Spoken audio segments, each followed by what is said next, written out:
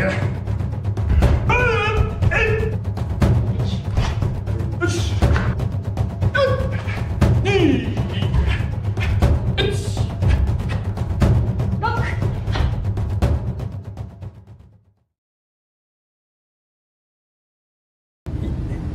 おっす、本日は牧原の稽古をご紹介したいと思います。はい、牧原とは本来、2つの漢字で牧藁、牧は英語でロール、藁はストローですね。で、本来は、このような板に、藁を編んだものを巻きつけてそれを打撃していました。それで牧藁というんですが、現在はこのようなカバーをつけたり、または、壁に固定されるものでも、そういった練習道具を故障して牧藁と言います。はい、牧藁の稽古は、もちろん、剣則の V 鍛錬、また V 鍛錬することによって当たった時の恐怖心の克服、または打撃面への入射角度の確認、または体のキレ、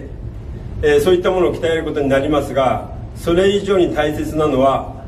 牧藁によって腹を練ること、つまり、インパクトした際に腹を中心とした体の必要部分の締め、つまりこれが決めにつながります。そして牧藁をついている間、それに三昧すること、つまり夢中になり集中することによる、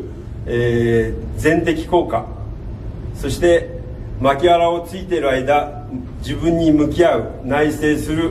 精神的充実鍛錬、そのようなものの稽古にもなります。つまり体力技術面の強化だけではなく、精神面を含めた空手道に必要なあらゆるものへの強化になりますので、ぜひ稽古してください。牧藁のつき方等についても流派やその人によって、違いがありますが、ここでは松濤館における基本的なつき方をご紹介します。流派によっては肩の前をつく時もありますが、松濤館の場合はあくまでも自分の正中線をつくような感じでしっかり、前屈立ちを作り、まずは逆突きで練習します。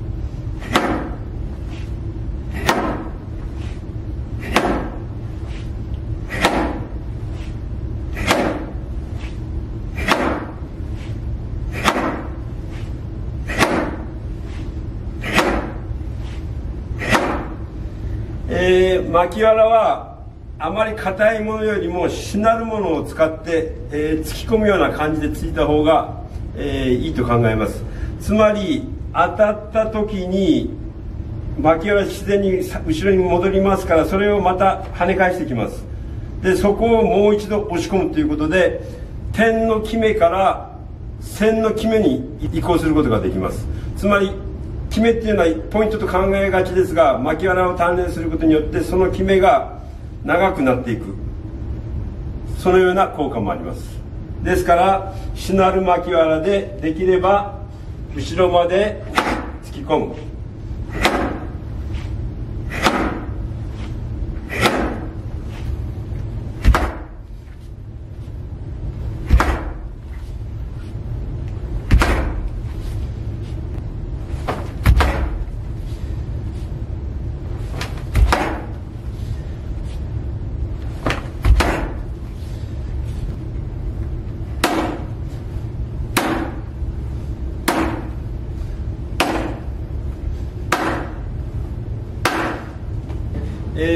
牧藁をつく回数、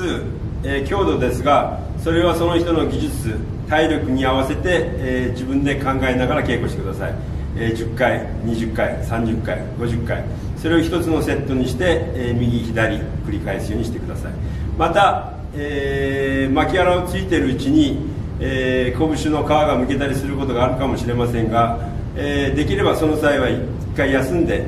回復してからまた続ける方がいいかと思います。また、牧藁をつき始めるのは何歳ぐらいからがいいかという質問をたまに受けますが、やはりある程度骨格がしっかりしてきてからで構わないと思います。若いうちは、部分鍛錬よりも部位鍛錬よりも体全体の筋力